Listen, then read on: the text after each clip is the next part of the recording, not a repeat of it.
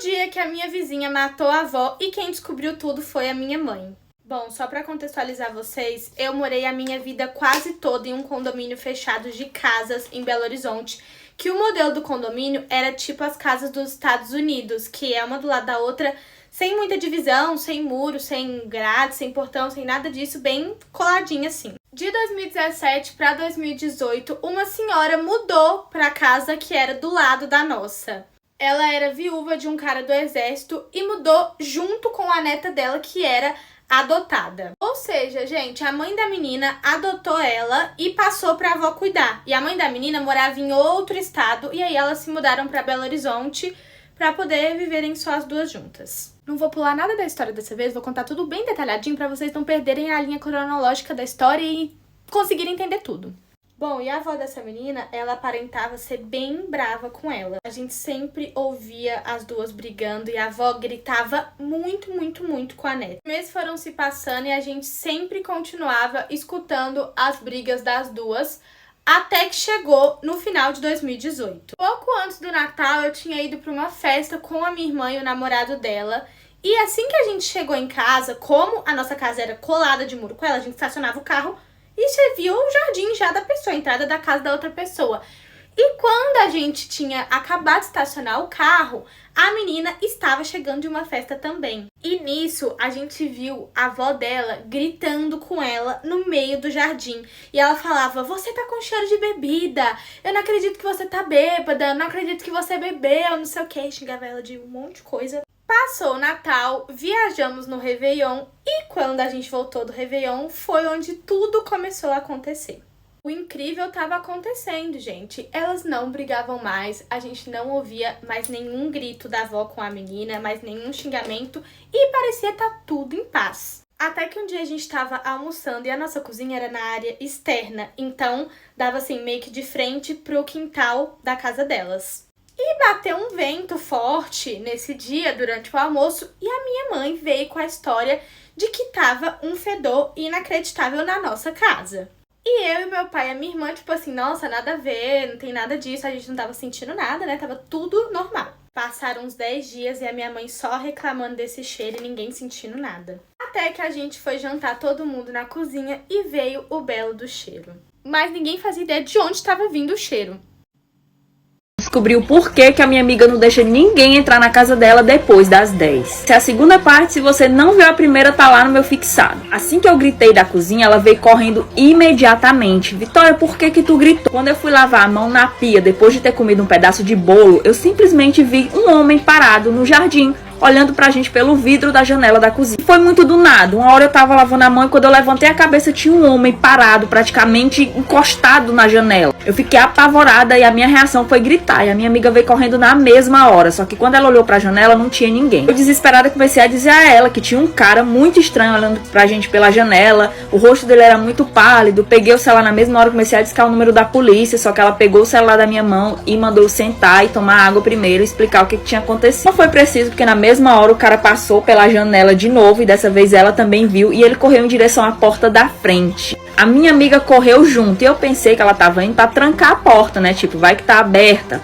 Mas não, ela foi esconder o olho mágico da porta pra que eu não olhasse por lá. Porque eu tava querendo ligar pra polícia. Aí eu falei pra ela, não, a gente tem que olhar pra ele pra poder descrever ele pra polícia. E ela ficou apavorada, ela começou a tampar a porta, tampar o olho mágico da porta, fechou as cortinas pra que eu não olhasse mais pro cara. Eu tava totalmente confusa e assustada. E foi só quando ela começou a chorar que eu percebi que tinha alguma coisa errada e que ela tava escondendo alguma coisa de mim. Eu nem precisei perguntar, porque na hora ela olhou pra mim e falou, amiga, tu lembra daquela época que eu fui naquela mulher com meu namorado? Teve uma época que o relacionamento dela tava muito conturbado. Ela não falava muito pras pessoas sobre esse relacionamento dela. Era uma coisa muito escondida na dela, tanto é que ela se isolou das pessoas e a vida dela era esse cara. E do jeito que eles começaram de forma estranha, eles terminaram de forma estranha do nada. Ninguém sabe o que causou o término e ninguém nem tinha visto mais esse cara. Enfim, ela tinha ido em uma mulher, que ela é tipo uma feiticeira, pra tentar dar um jeito no relacionamento, porque eles se amavam muito, mas estava tudo muito conturbado. E ela me disse que essa mulher tinha dito pra ela que era a última bruxa do mundo, que era uma bruxa e que era a última dela. Só que a minha amiga não acreditou e começou a rir na cara da mulher, começou a rir, e isso deixou a mulher muito irritada. Só que ela não terminou de falar, porque na mesma hora a gente ouviu um estrondo vindo da porta. Do nada, um estrondo mais forte, e aquele homem, aquela criatura, não sei o que era, entrou dentro da casa. Gente, eu juro pra vocês, eu coloquei essa foto aqui porque não tem como eu descrever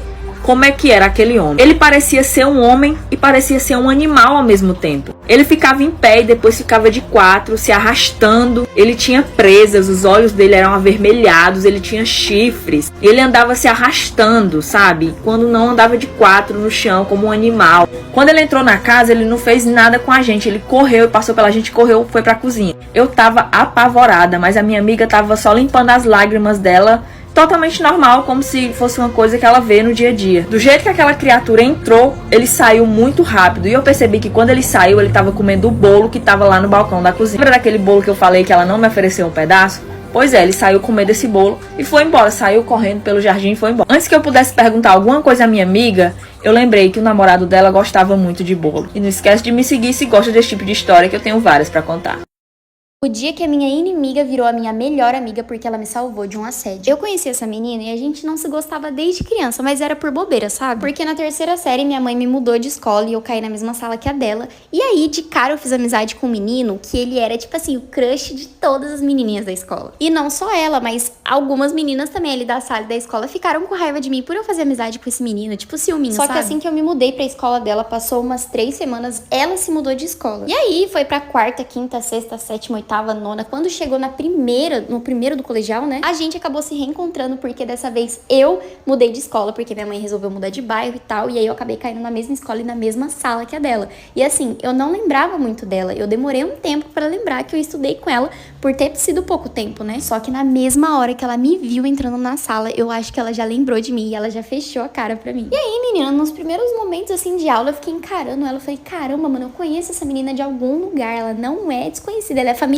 pra mim, né? E cada olhada que eu dava pra ela pra tentar recordar da onde eu conhecia aquela menina, ela me olhava com uma cara de bolada que vocês não fazem ideia. Acho que ela jurava que eu tava encarando ela, tipo, sabendo quem que era ela, né? E aí, no segundo dia de aula, quando eu cheguei lá, eu olhei pra ela de novo. E aí, eu lembrei, cara, estudei com essa menina na terceira série. Ela não gostava de mim, não deve gostar até hoje, né? Mas como era bobeira, eu também nem fiz questão. Fiquei na minha também, não consegui fazer amizade com ninguém, porque todo mundo da escola ali era meio sozinho, meio antissocial. Cada um tinha seu grupinho, sabe? E tranquilo, assim foi. Até que depois de uns 2 ou 3 meses que eu já tava estudando naquela escola, eu ainda não tinha feito amizade. De vez em quando ela falava comigo, mas era tipo assim, o que tá escrito ali na lousa, naquela parte? Me empresta uma caneta, tal. Só isso, mas na minha cabeça ela ainda me odiava, entendeu? E aí, como eu via que de vez em quando ela puxava um assunto ali, aqui comigo, eu falei, cara, quer saber? Eu vou tentar ser amiga dessa menina. Já que eu não sou amiga de ninguém aqui nessa escola, eu vou tentar fazer amizade com ela, né? E aí, foi o dia que eu cheguei nela, eu falei, posso ficar no intervalo com você e tal? E aí, ela virou pra mim, vocês não vão acreditar que ela falou. Ela virou na mesma hora e falou assim pra mim, não se empolga muito não, que eu não te odeio, mas eu também não gosto de você, tá?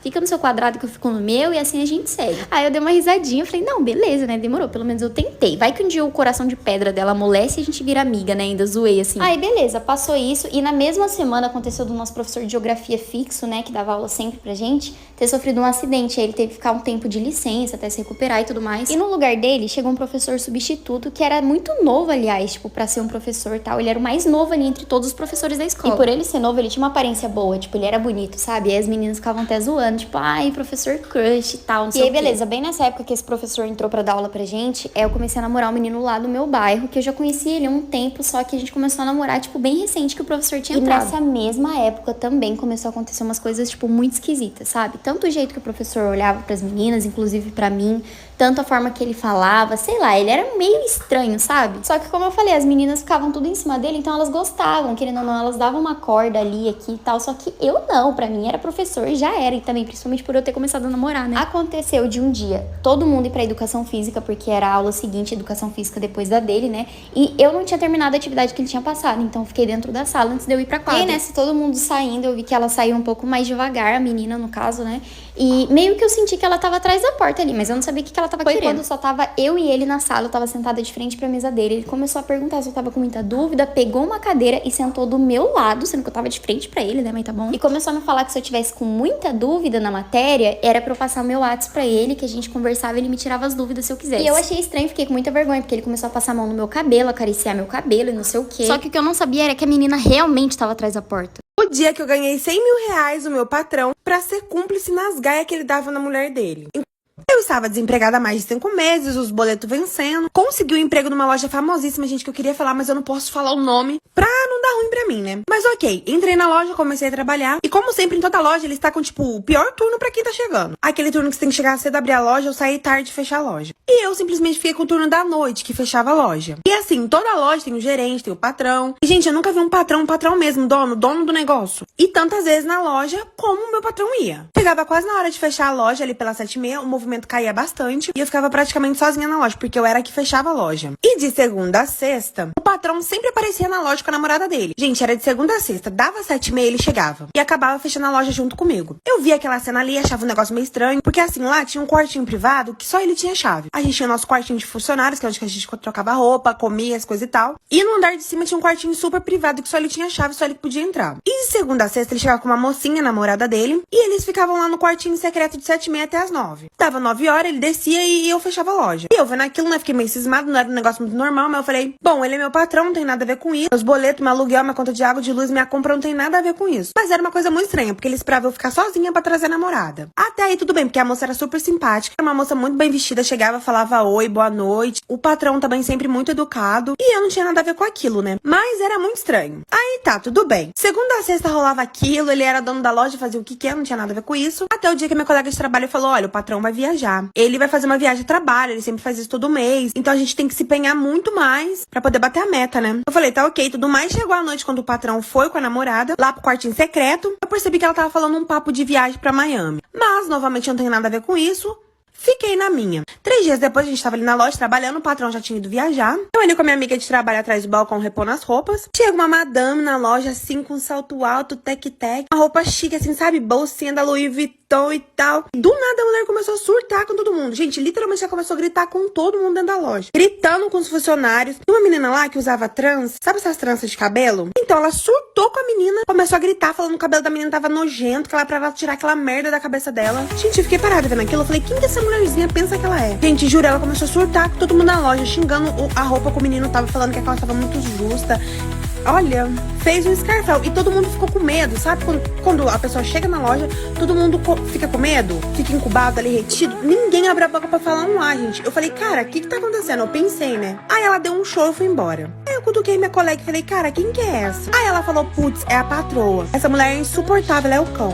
Aí eu falei, como assim, patroa? Aí minha colega falou, ela é patroa, mulher, esposa do patrão. Gente, naquela hora eu fiquei perdida, eu fui pra Nai, não tava entendendo nada. Como assim, mulher do patrão? Sendo que o patrão ia toda noite com a namorada lá.